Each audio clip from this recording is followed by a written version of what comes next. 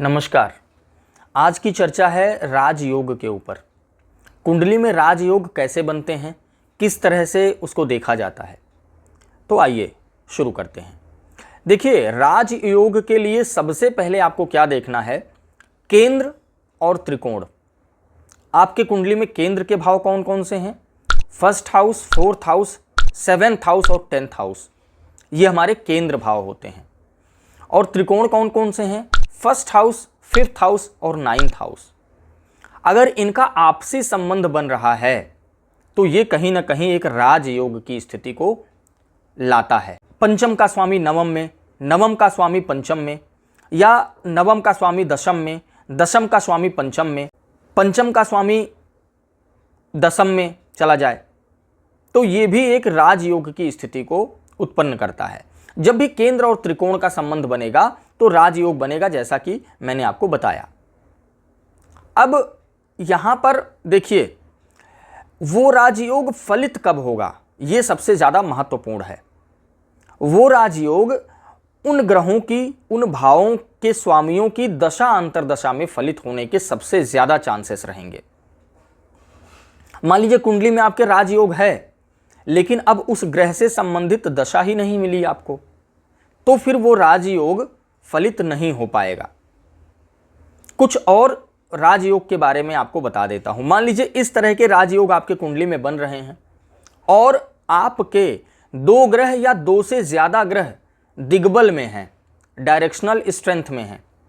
अब directional strength कैसे देखते हैं मैं आपको बताता हूं। देखिए, प्रथम भाव जो होता है फर्स्ट हाउस, इसमें जुपिटर और मर्क्यूरी, जो हमारा फोर्थ हाउस होता है चतुर्थ भाव, इसमें चंद्रमा और शुक्र, सेवेंथ हाउस, इसमें शनि देव, दशम भाव जो होता है इसमें सूर्य और मंगल, ये दिग्बली होते हैं।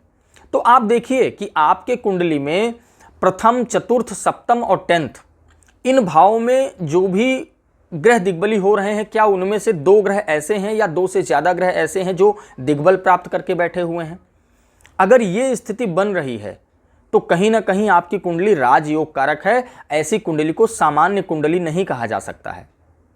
तो आप सिर्फ एक नजर में देख करके ये चीज जज कर पाएंगे कि आपकी कुंडली या आपके किसी भी जानने वाले की कुंडली कैसी है, वह राजयोग कारक है या नहीं है, दिग्बल के थ्रू। और फिर आप केंद्र और त्रिकोण के संबंधों को ऐड कर लीजिए। ध्यान दीजिए, राजयोग के लिए जो है इसमें अशुभ ग्रहों को भी आप लीजिए, पूरा वेटेज उनको देना है। ऐसा नहीं है कि अशुभ ग्रह राजयोग नहीं देते हैं, बल्कि अशुभ ग्रह बहुत ज्यादा अच्छे राजयोग को देता है। मतलब बहुत ही उसका प्रभाव बढ़ जाता है राजयोग का।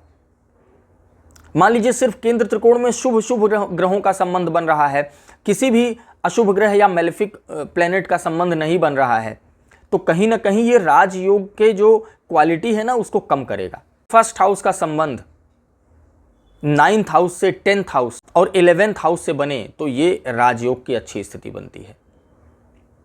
9th का संबंध 5th से, 5th का संबंध 9th से, ये भी राजयोग की स्थिति को दर्शाता है। 9th का संबंध 10th से, 10th का संबंध 9th से, ये भी राजयोग को दर्शाता है। 4th हाउस का संबंध अगर लग्न से बन रहा है और उसी के साथ साथ दशम भाव का भी संबंध लग्न से बन रहा है, तो यह एक बहुत ज्यादा अच्छा राजयोग माना जाता है। अब यहां पर एक चीज और जरूरी है। मान लीजिए आपकी कुंडली में राजयोग बन रहा है, अब वो राजयोग बनाने वाले ग्रह नवांश कुंडली में D9 चार्ट में कैसे हैं, वहां पर उसके स्ट्रेंथ को देखना बहुत ज्यादा जरूरी है। अगर D9 में वो बहुत ही मजबूत स्थिति में है, या अपनी मित्र की राशि में बैठे हुए हैं, अपने उच्च की राशि में बैठे हुए हैं, स्व राशि में बैठे हुए हैं, तो ये राजयोग आपका बहुत लॉन्ग टर्म चलने वाला है।